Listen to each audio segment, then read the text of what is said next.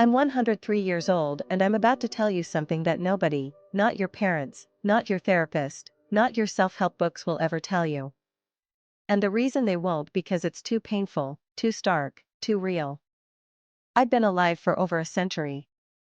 I'd buried 3 husbands, 2 children, most of my friends, and every single person I knew before I turned 40. I've watched the world transform 4 times over. And in all that time, I've learned one truth that haunts me every single day. We're all living like we have forever when we barely have anything at all. But let me tell you when I actually learned this, not at 90, not at 80, at 33 years old. And it took me 70 years to fully understand what that moment was trying to teach me. It was 1955, October 14th. I remember because it was a Friday, and I'd been planning to go dancing that weekend with my husband, Robert. We'd been married 8 years. Had 2 little boys, James and William. Robert worked at the steel mill. Good man, steady, the kind who'd kiss my forehead every morning before he left for work and say, "See you tonight, Dorothy." Except that Friday, he didn't come home. There was an accident at the mill. They said it was quick. They said he didn't suffer. But they always say that, don't they? What they didn't say, what nobody tells you is that when someone dies suddenly, they take all your unsaid words with them.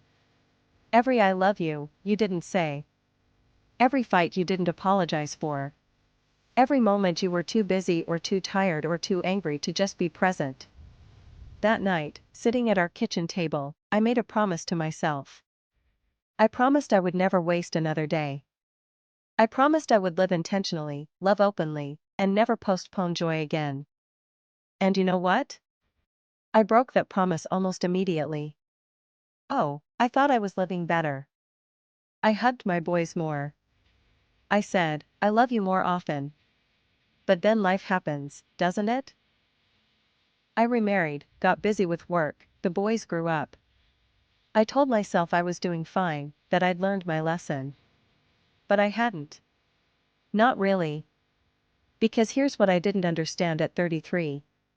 What took me another 70 years to fully grasp.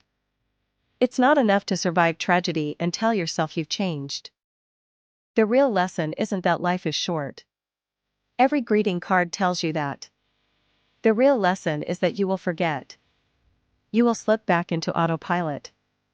You will start believing you have time again. And that forgetting, that slow drift back into complacency, that's the real tragedy. I married again in 1958. Charles, sweet man. We had 42 years together before his heart gave out. And you know, my biggest regret about those 42 years, not the fights we had, not the money troubles or the disagreements. My biggest regret is all the ordinary Tuesday nights I spent doing laundry instead of sitting with him. All the times I said, "Not now. I'm busy," when he wanted to take a walk. All the moments I treated like they were guaranteed. Because here's what nobody tells you about living to be my age. You don't just lose the people you love. You lose them over and over again in your memory. Every time you think about them, you remember another moment you wasted. Another conversation you were too distracted to fully hear. Another hug you cut short because you had somewhere to be. My son William died in 1987. 45 years old, cancer. I was 65. I remember sitting by his hospital bed holding his hand and he said to me, "Mom, I'm sorry I didn't call more." And I wanted to scream. I wanted to shake him and say, "Why are we apologizing now? Why didn't we call each other every day when we could?" But I didn't say that. I just held his hand and lied. I said we had enough time. We didn't. My third husband, Frank, died 2 years ago, 98 years old. We'd been together 21 years.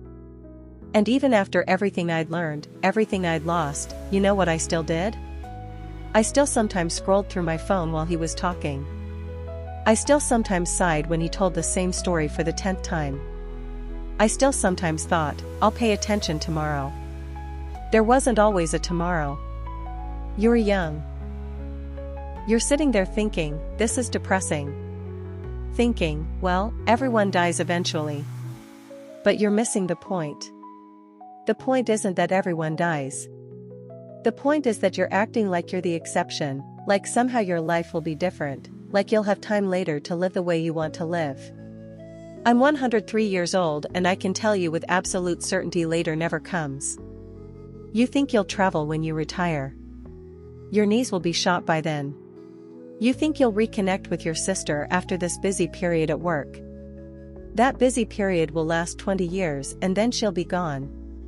You think you'll start writing that book, learning that language, taking that trip, having that conversation when you have more time, more money, more whatever. You won't. Because here's the cruel joke. You do have time right now. You just don't value it correctly. You trade it for things that don't matter. You spend it on people who drain you. You waste it worrying about things that won't matter in 5 years. And then one day, if you're lucky enough to live as long as I have, you'll look back and realize you had all the time you needed. You just didn't use it. I'm not telling you to quit your job and run off to find yourself. I'm not saying ignore your responsibilities. I'm saying something much harder. I'm saying pay attention right now, today, to what you're actually doing with your one brief, unrepeatable life. Your grandmother, is she still alive? Call her today. Not tomorrow, today. Because I'm a grandmother and I can tell you exactly what she's doing right now. She's sitting somewhere, maybe looking at old photos, maybe just staring out a window, and she's thinking about all the people who don't call anymore, all the grandchildren who are too busy. And she's telling herself it's okay, that everyone has their own lives, that she understands. But it breaks her heart a little more each day. Your parents, if you're lucky enough to still have them, they're not going to be here forever. And when they're gone, you're not going to care about that argument you had 5 years ago. You're not going to care that they were difficult sometimes or that they didn't understand you. You're going to care about all the phone calls you didn't make, all the visits you postponed, all the times you could have just sat with them and didn't. I know this because I am that parent now. I had 2 sons. William died 38 years ago. James is 76 now. He visits every Sunday, rain or shine, every single Sunday. And you know what? It's not enough. Not because he's not a good son. He's a wonderful son. But because no amount of time is enough when you truly love someone. Every Sunday when he leaves, I watch him walk to his car and I think, will I see him again? At my age, every goodbye might be the last one. And that's not morbid. That's just mathematics. But here's what you need to understand. It's not different for you just because you're young. Every goodbye might be the last one for you, too. You just don't believe it yet. I have a great-great-granddaughter. Her name is Sophie. She's 16. Last month, she came to visit me and she spent the whole time looking at her phone and I didn't say anything because what's the point? She thinks she has forever. She thinks her friends' texts are urgent. She thinks this moment sitting with her ancient great-grandmother will always be available. It won't be. And someday, probably when she's much older, she'll remember that visit.